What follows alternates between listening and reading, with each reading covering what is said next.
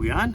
All right. Well, let's see. I'm still looking for a camera person. Anybody wants to come on and record like 15 minutes a day or so? I'm taking applications.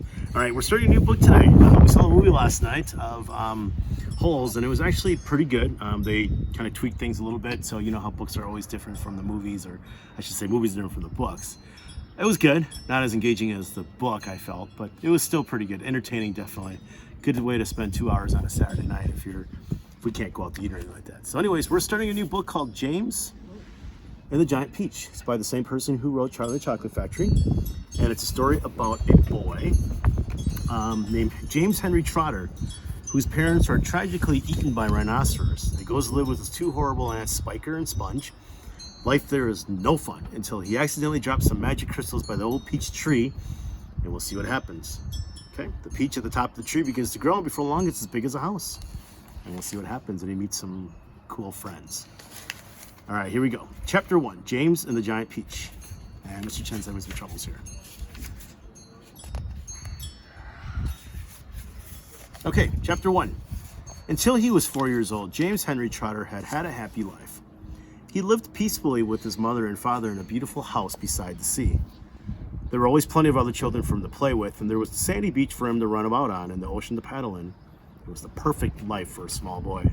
Then one day, James' father and mother went to London to do some shopping, and there, a terrible thing happened.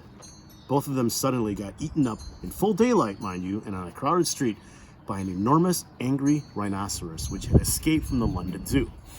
Now this, as you can well imagine, was a rather nasty experience for two such gentle parents. But in the long run, it was far nastier for James than it was for them. Their troubles were all over in a jiffy. They were dead and gone in 35 seconds flat. Poor James, on the other hand, was still very much alive, and all at once he found himself alone and frightened in a vastly unfriendly world. The lovely house by the seaside had to be sold immediately, and the little boy, carrying nothing but a small suitcase containing a pair of pajamas and a toothbrush, was sent away to live with his two aunts. Their names were Aunt Sponge and Aunt Spiker, and I am sorry to say they were both really horrible people. They were selfish and lazy and cruel, and right from the beginning they started beating poor James for almost no reason at all. They never called him by his real name, but always referred to him as, "You disgusting little beast," or "You filthy nuisance," or "You miserable creature." And they certainly never gave him any toys to play with or any other picture books to look at. His room was as bare as a prison cell. They lived, Aunt Sponge, Aunt Spiker, and now James as well, in a queer, ramshackle house on the top of a high hill in the south of England. The hill was so high that from almost anywhere in the garden, James could look down and see for miles and miles across a marvelous landscape of woods and fields. And on a very clear day, if he looked in the right direction, he could see a tiny gray dot far away on the horizon, which was the house that he used to live in with his beloved mother and father. And just beyond that, he could see the ocean itself, a long, thin streak of blackish blue like a line of ink beneath the rim of the sky. But James was never allowed to go down off the top of that hill. Neither Aunt Sponge nor Aunt Spiker could ever be bothered to take him out herself, not even for a small walk or a picnic, and he certainly wasn't permitted to go alone. "That nasty little beast will only get into mischief if he goes out of the garden," Aunt Spiker had said. And terrible punishments were promised him, such as being locked up in the cellar with the rats for a week, if he even so much as dared to climb over the fence. The garden, which covered the whole of the top of the hill, was large and desolate, and the only tree in the entire place, apart from a clump of dirty old laurel bushes at the far end, was an ancient peach tree that never gave any peaches. There was no swing, no seesaw, no sandpit, and no other children were ever invited to come up to the hill to play with poor James. There wasn't even so much as a dog or a cat around to keep him company. And as time went on, he became sadder and sadder and more lonely. And he used to spend hours every day standing at the bottom of the garden, gazing wistfully at the lovely but forbidden world of woods and fields and ocean that was spread out below him like a magic carpet. Chapter 2. After James Henry Trotter had been living with his aunts for 3 whole years, there came a morning when something rather peculiar happened to him. And this thing, which as I say was only rather peculiar, soon caused a second thing to happen, which was very peculiar. And then the very peculiar thing in its own turn caused a really fantastically peculiar thing to occur. It all started on a blazing hot day in the middle of summer. Aunt Sponge, Aunt Spiker, and James were all out in the garden. James had been put to work as usual. This time he was chopping wood for the kitchen stove. Aunt Sponge and Aunt Spiker were sitting comfortably in deck chairs nearby, sipping tall glasses of fizzy lemonade and watching him to see that he didn't stop work for one moment. Aunt Sponge was enormously fat and very short. She had small piggy eyes, a sunken mouth, and one of those white flabby faces that looked exactly as though it had been boiled. She was like a great white soggy overboiled cabbage. Aunt Spiker, on the other hand, was lean and tall and bony, and she wore steel-rimmed spectacles that fixed onto the end of her nose with a clip. She had a screeching voice and long, wet, narrow lips, and whenever she got angry or excited, little flecks of spit would come shooting out of her mouth as she talked. And there they sat, these two ghostly hags, sipping their drinks and every now and again screaming at James to chop faster and faster. They also talked about themselves, each one saying how beautiful she thought she was.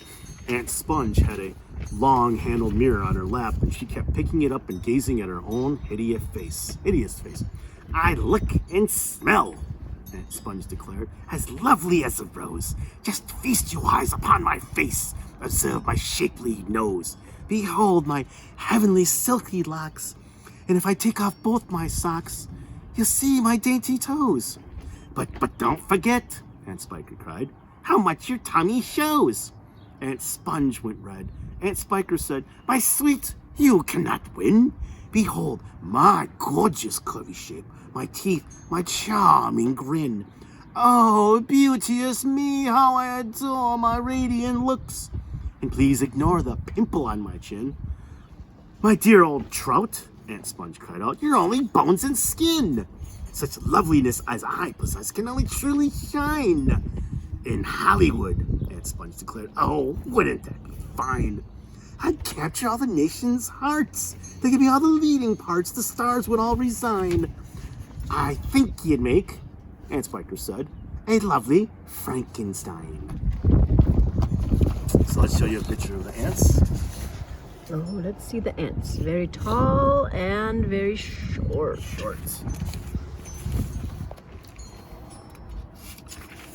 Poor James was still slaving away at the chopping block. The heat was terrible. He was sweating all over. His arm was aching. The chopper was a large, blunt thing, far too heavy for a small boy to use. And as he worked, James began thinking about all the other children in the world and what they might be doing at this moment. Some would be riding tricycles in their gardens. Some would be walking in cool woods and picking bunches of wild flowers. And all the little friends whom he used to know would be down by the seaside, playing in the wet sand and splashing around in the water. Great tears began oozing out of James' eyes and rolling down his cheek. He stopped working and leaned against the chopping block, overwhelmed by his own unhappiness. "What's the matter with you?" Aunt Spiker screeched, glaring at him over the top of her steel spectacles. James began to cry. "Stop that immediately and get on with your work, you nasty little beast," Aunt Sponge ordered. "Oh, Auntie Sponge," James cried out, "and Auntie Spiker, couldn't we all please, just for once, go down to the seaside on the bus? It isn't very far, and I feel so hot and awful and lonely." "Why, you lazy, good-for-nothing brute," Aunt Spiker shouted. "Beat him," cried Aunt Sponge. "I certainly will," Aunt Spiker snapped. She glared at James, and James looked back at her with large, frightened eyes. "I shall beat you later on in the day when I don't feel so hot," she said. "And now get out of my sight, you disgusting little worm, and give me some peace." James turned and ran.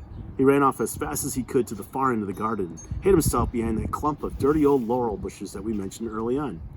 Then he covered his face with his hands and began to cry and cry. Well, pretty sad story to start off, but I think it'll get more exciting as the time goes on. All right, I hope you guys are doing good. I'm going to keep reading during the summer, so I'm not going to have assignments for you guys to do, nor am I going to tell the dates anymore, just simply because it's, you guys aren't all reading at the same time and watching this at the same time. But I really hope you guys tune in daily. I love you guys, and I will talk to you guys soon. Bye-bye.